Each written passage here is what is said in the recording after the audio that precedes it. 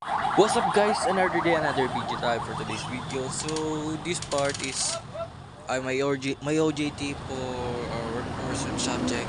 This is the second day, then ditong part na to is pinapastart na po namin yung makina nung sasakyan na urban SUV or urban FX na pampasada po.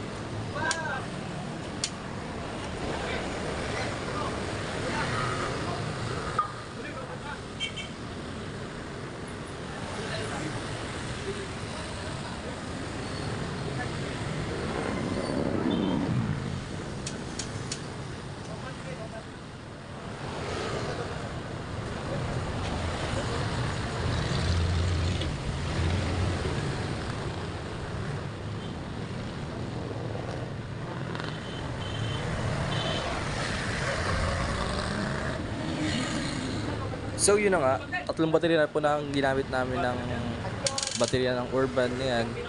Kaso mahalobat, kaya at time failed. So hindi namin iligpit yung mga gamit dyan sa part na to. Kung makikita nyo naman, pagkukuha na yung isa dyan. Then yun, thanks for watching. That's all for today.